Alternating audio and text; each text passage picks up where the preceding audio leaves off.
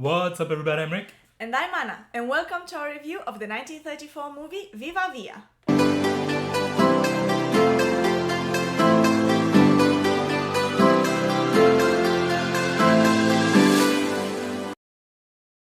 For those of you who are new here, hi, welcome, please subscribe to our channel, you're gonna have a lot of fun. This is a channel that is dedicated to Rick and mine bucket list of 101 goals and dreams that we hope to accomplish in our lifetime. And one of those goals for us is to watch every movie that was nominated at the Academy Awards for Best Picture from 1927 to 2028. That's a lot of movies, huh? 101 years of Best Picture nominees and their respective winners. We are currently at the year 1934, which is the 7th Academy Award year. It is the 8th year that we are doing because we've also watched and reviewed all the movies of 2019. To this day, we have watched 53 movies and discussed 2 unavailable movies. And for those of you who don't know yet, the way these reviews are going is that the first part is a spoiler-free part in which we give our top-level appreciation about the movie and thoughts about it without spoiling the story. And the second part is a spoiler-filled part in which we discuss more in-depth certain scenes, certain aspects of the movie while spoiling the story. Do not worry though, if you don't want to get spoiled, we will warn you before getting to the spoiler-filled section, at which moment you can go to the timestamp in the description box below and go directly at the end of the video where we do the ranking. Currently, we are ranking all the nominated movies of 1934, nominated for Best Picture. With a caveat though, White Parade. Yes, indeed. But before that, we do my favorite part of every movie review, which is the trivia section.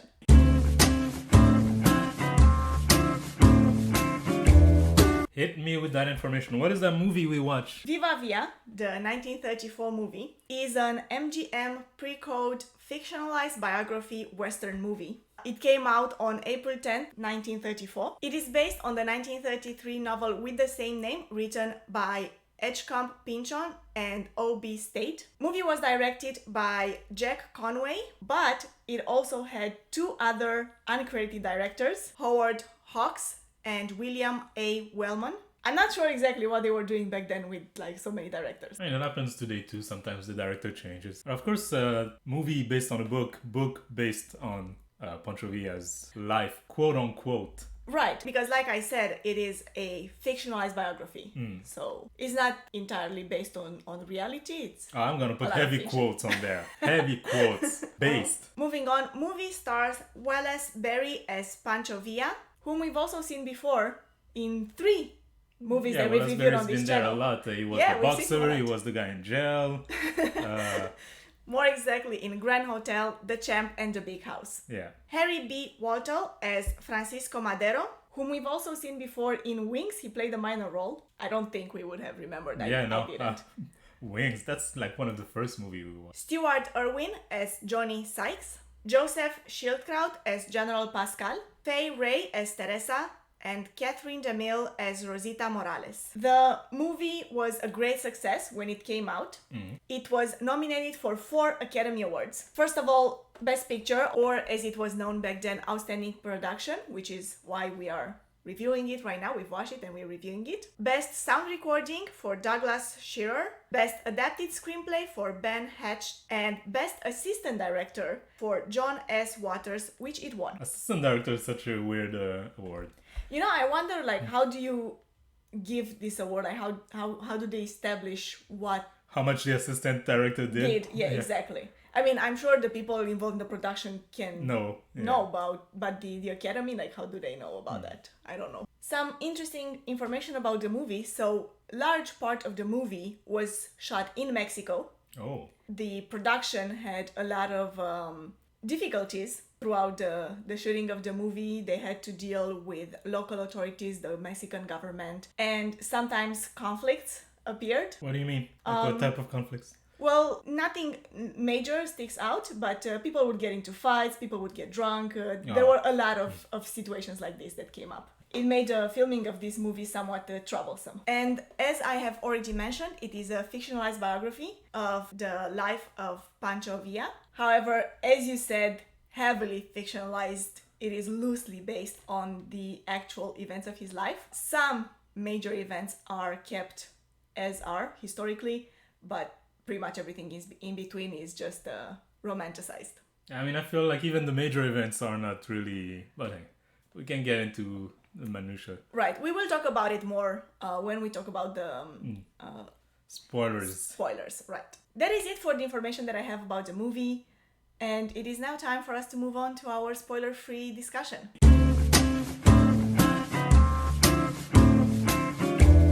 So, Rick, without spoiling this movie, you. Can you tell us, did you enjoy it?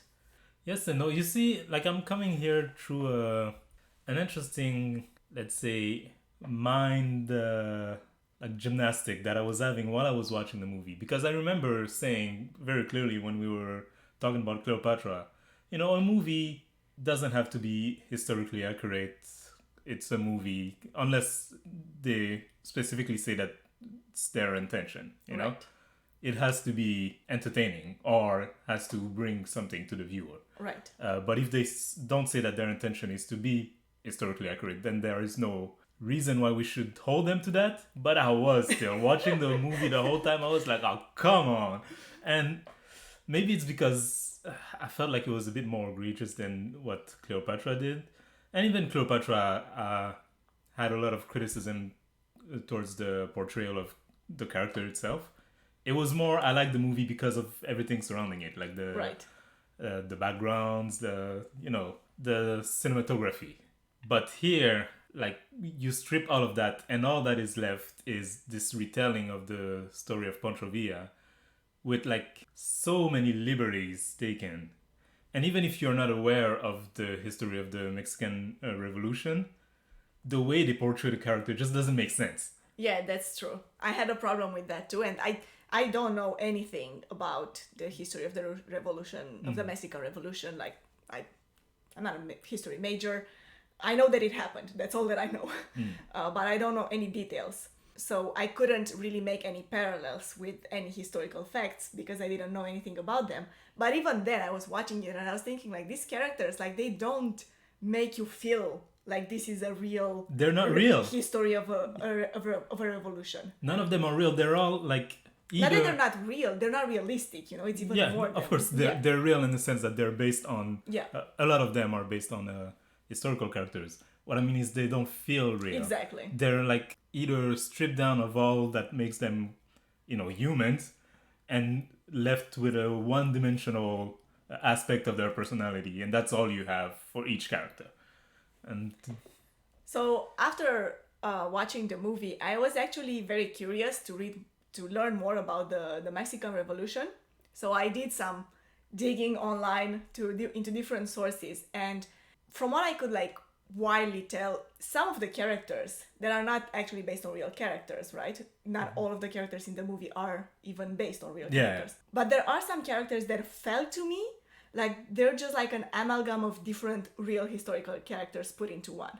Like, we need this one person there in the story, to represent like all of this group of people, or this whole element, exactly like you said. And I feel like when you try to do that, you come up with a character that just, like you said, is not real. It doesn't feel real. Yeah. Because you can't have one character represent like 3 or 4 different major historical characters, right? They had different characteristics, points of view, different ways they acted in different situations, but you want to put it all into one. Yeah. And even Pancho Villa himself, like his character is, to me, like...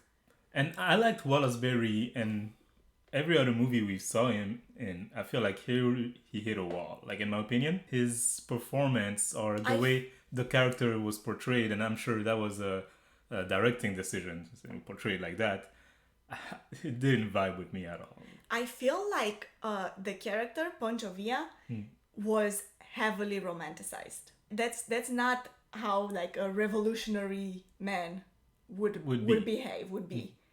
Unless you want to make him into this like nice story. Like, let me tell you the beautiful story of... But even if you do that, there are better ways to do it. Because again, I still want to stick by that thought that like, if the movie even tells you when it begins, this is fictionalized based on a real event.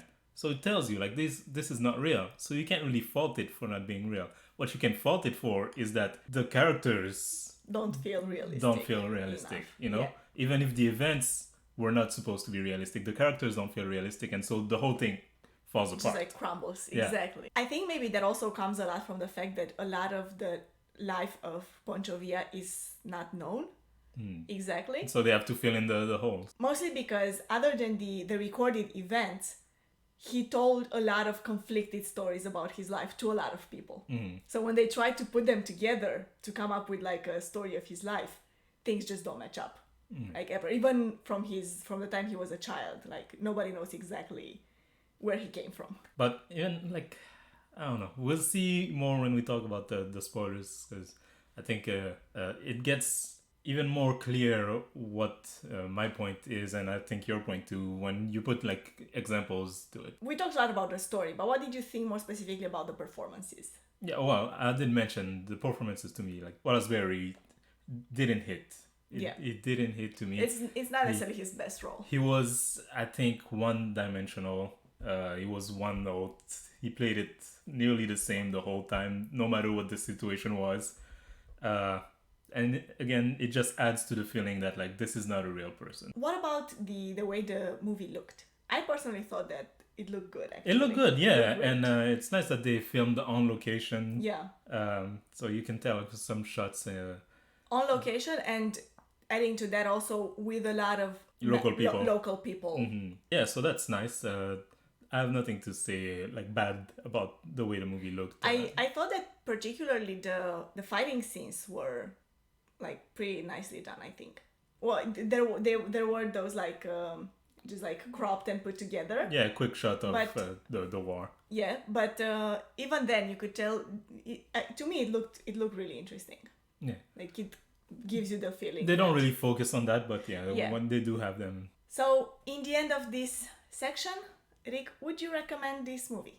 Not really, and I feel like I haven't had a lot of good things to say about this movie. But you know, when I think, and maybe this is a quick spoiler for the ranking, when I think back on like the list of movies, you know, this movie doesn't make me feel like the kind of what's the right word, disdain that I had towards some of the other movies we've watched, where I was like, oh man, this movie, I just wasted 2 hours of my time. Here, I was just like, you know, disappointed. Or Like, I would say for myself that I definitely don't regret watching it. exactly. But would I recommend it? Like, would I tell someone, hey, if you To go want to watch watch it? a good movie, go with this one? Probably not. Probably not. And I feel like it's because you don't really take anything too meaningful from it. Like, historically accurate doesn't apply. Performances wise, I feel like some of the actors I really appreciate it, but they don't pull up the movie enough. Yeah. Just with them being there. And as for just watching a good movie in terms of the way it was shot, it's not. I don't feel like that's enough to go recommend a movie. So it's not bad. It's just not shining. I guess that's it, right? It's not like you watch it and like, oh, that's such a bad movie. It's just like, oh, I wouldn't watch this again, and Yeah. I wouldn't tell people to watch this. But okay, I guess I watched it. You know. Yeah, exactly. It kind of leaves us with a neutral reaction, pretty much. So I guess with this, we can end our spoiler-free section. If you don't want to get spoiled in the next section, you can head out to the timestamp in the description box below and go directly to the ranking. And for those of you who've either watched the movie or don't mind getting spoiled, stick with us and let's move on to the spoiler-filled section.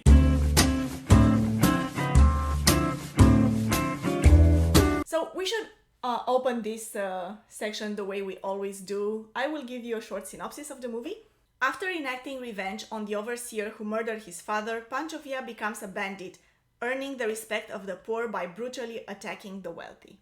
So that is it for the synopsis of the movie. So I think that I don't know, I'm having a hard time deciding what scene in particular to talk about, because really the only thing that's on my mind right now is just all the differences between what the movie like portrayed it and the reality, or the parts in the movie that just didn't feel realistic, like we talked in the previous section. So I guess this is where I would like to start. Which elements of the movie do you feel like made it feel very unrealistic or kind of bland or And so again, the movie tells you up front that this is not a like historically accurate portrayal of these events. So I'm not gonna go like over what is real and what is not. But in terms of like what makes the movie feel not real, which is two different things, you know. Even if Exactly. you make a movie out of fictional things, it can still feel real. A lot of sci-fi movie feels real because the character feels genuine. They feel like something that could exist. Pancho Villa, as he is portrayed, in my opinion, in this movie, is not somebody that exists. yeah, exactly. Maduro, as he's portrayed, is not somebody that exists. These characters are just stripped down of what makes them humans, the complex characters with different point of view and different facets. No, nobody is all bad or all good, which a lot of movies kind of make the mistake of making the villain all bad, but we're not going to get into that conversation. More specifically, Pancho Villa himself, as portrayed by Wallace Berry. And I think there's an interesting line even in the movie where I think it was Maduro who said, "Oh, he's a child," and I think that was the direction they gave him. Like this naive, good-hearted but badly mannered or bad-mannered character. I feel like they told him, you know, be a child. Yeah. And so he acts the whole time as if he was a kid, you know. He's like, oh, I can't read this, I can't do this. Like it's well, that part at least yes, is, of course, is true for but the character. it's not about not knowing how to read. It's the way he he acts about it. Right, exactly. Know? I feel like these mostly feel unrealistic because of the characters that they have at hand. This is a revolutionary leader, right? A revolutionary leader cannot be someone simple-minded. So simple-minded. And mind you, this is a revolutionary leader who was extremely successful in several battle endeavors. He's highlighted a lot of times as being like a great tactician, you know? Right. He would win several of these battles against the Mexican army. That's not somebody that is stupid. But yet in the movie, it feels like we're faced with someone simple-minded, like you said. Someone... Exactly. So in fact, in reality, so after his return, exile, well, in reality, he wasn't exiled, he was actually imprisoned. Mm-hmm. Anyhow, after his return, took back his role as the head of the revolutionary army. The American government, together with some Hollywood teams, I'm not exactly sure how, actually sent people from Hollywood within his army to film, record, and like take notes. Yeah, there's a movie about that with I think it was Antonio Banderas. The movie is called Pancho Villa as himself or something like that. Yes, so he was, admired as a tactician. He was a great military leader. And you don't feel that at all. No, not at all. And they just, like, tell you he's been winning battles. They don't show it. Because if they showed it, that would contradict the character they've been showing you the whole time, which is this simple-minded dude who doesn't even know how anything works, you know? Exactly. Like, even the way he decides, there is that scene where he decides to attack a city because his friend, the journalist, already wrote the story before it happened. Yeah, and tells him what to do. And tells him, oh, but I wrote in my article that you came into the city through the north gate or something like this. And he says like, oh, it's not possible to go through there because it would be too difficult. But then the journalist convinces him to actually that's what I wrote. Execute the plan the way he wrote it in his news article. Like, that's like... I don't, it doesn't feel real. It doesn't work, you know? Yeah. And to me, that was the central element because the movie is about Pancho Villa. Right. He's there in nearly every scene. And so every time you would see him, you see all these people following him, these people respect him. And you would think it takes someone who is a great communicator. He is not. Yeah. It takes someone who is smart. Even like, being smart is not about being... not even being able to read, but well you have to know, to convince people to follow you. You have to have the right words. It's not necessarily about him having gone to university or whatever, though when he went to jail, he learned how to read. But it should be an intelligent person, you know. Not like a people intelligent. Yeah, and to understand the nature of people, to be able to lead such a big group and to inspire such a big... And of course, like you said, I think it was Pascual, whose character is kind of a mishmash of a lot of the counter-revolutionary people. That was the one. So the archenemy in the movie is in reality not one person. There are different people who opposed him at different times. Yeah, because, and just a detail you mentioned earlier, you know, Pancho Villa as the leader of the revolution. He was a general in the revolution, never the head of it. Yes, exactly. That's true. Which the movie tells you that he was at the end, but not important. And several of the other like leaders of the movement would end up fighting each other. That's the whole thing with the Mexican Revolution. You know, you win and then someone within your group Like says, tries to... actually, I should be the leader, you know? Yeah, exactly. And so a lot of these people are all put inside the character of Pascual as the guy who betrays the revolution. Right, but obviously it wasn't just one person. Another aspect of the movie that I felt was present, but either not explored well enough or not developed well enough, I'm not sure exactly, is the romantic encounters of the main character. I thought that was an interesting element to put in this movie. They introduced it at the beginning and then never really do much with Yeah, it. exactly. I feel like if at least they went with that line, more of like his personal life or something like this, that would have given it another feeling. Yeah. But yeah, they only mention it as in the beginning, and then they do make note of it one more time when he meets Teresa. Mm-hmm. But then that's about it. Yeah. Like it's just dropped there. I feel like his whole character is mostly written rather than like they tell you he's winning battles. They tell you he's like a big womanizer. You don't see it. You don't see him winning battles. You don't, and they tell you he's an inspiring figure. There's just one speech that he does, and quite frankly, it wasn't very inspiring. Yeah. You know, it's just like, "Oh, I'm done. Please support Maduro," and everybody in the crowd is like, "Oh my god." Yeah, exactly. It's mostly written. You're supposed to believe what you are told, even if you don't see it. Yeah. I think one last scene that I had in mind that I thought would be interesting to talk about is the ending scene, the scene of his death. Because as he's dying, he says something about how... Tell people that I said something. That I said something great, right? He says it to his journalist friend. Apparently, this is actually a real story told about him, but that cannot be matched. It's a rumor. It's he a probably died on... when he was assassinated, he spot. probably died right away. Mhm. But the rumor is that he actually said those words. Yeah. So yeah, I thought that would be an... is there any other scene, anything else that you would like to talk about? No, not really. Again, the movie, to end maybe on a positive note, beautifulully shot, nice vistas, nice sets. So in that sense, it was well made. To me, the main problem is the characterization. And it's not even the story that is the main problem, because that story could work with better characters. Right. But because the characters are bad, the story falls apart also. So Yeah, I feel like, especially when the main character is not like well composed, yeah, everything just crumbles away. I said I would end on a bad note and went back to the Okay, I'm sorry. Yeah, but it is true. The story itself is interesting. The shot is beautiful. The look of the movie is beautiful. But yeah, it is what it is. So with that in mind, let us move on to the ranking.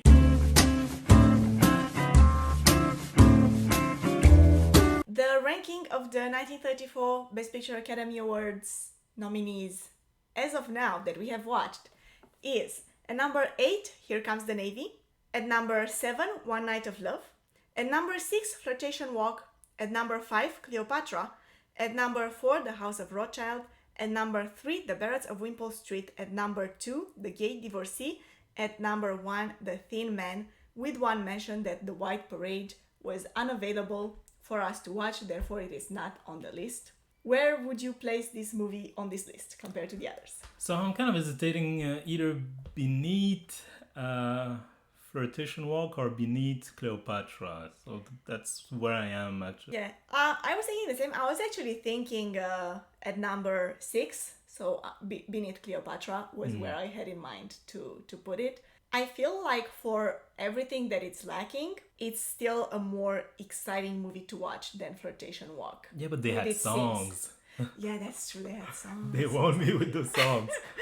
But this one was just better shot because story-wise, none of them is that great. Exactly. But I feel like this movie was just like better put together, you know, in terms of the shots, the war images or the revolution images, all of that. I felt like I enjoyed it more watching those. Yeah, I don't know. To me, Flirtation Walk is just that part when they do the theater play At the end, yeah, yes. the musical, and all the rest I've kind of blocked out of my existence. But I do remember that the characters were not that great either, and the story wasn't that great either. So it's kind of a toss-up. But yeah, sure. Let's go behind Cleopatra. Okay, then here you have it. The ranking of the 1934 Academy Awards Best Picture nominees as of now, and according to our personal preferences, is at number 9, Here Comes the Navy, at number 8, One Night of Love, At number 7, Flirtation Walk. At number 6, Viva Villa. At number 5, Cleopatra. At number 4, The House of Rothschild. At number 3, The Ballads of Wimpole Street. Number 2, The Gay Divorcee. At number 1, The Thin Man. There's a lot of movie in that year. Oh my god, yes, and we're not even done yet. Yeah, but we're close. There's 2 left. So yeah, that was it for our review of the 1934 movie Viva Villa. Thank you so much for watching. Thank you for subscribing to our channel to watch us go through our adventures. Don't forget that this is not just a movie reviews channel. It is a bucket list channel in which we hope to accomplish the goals and dreams that are on our bucket list. They are so varied. They include things like traveling, cooking, self-growth, learning new things, and we make videos about all of them. So yeah, subscribe to this channel if you want to follow us. Give the thumbs up to this video if you liked it. Comment in the comment section below, what do you think about historical movies? Should they or should they not be historically accurate all the time? Once again, thank you so much for watching and have a nice day.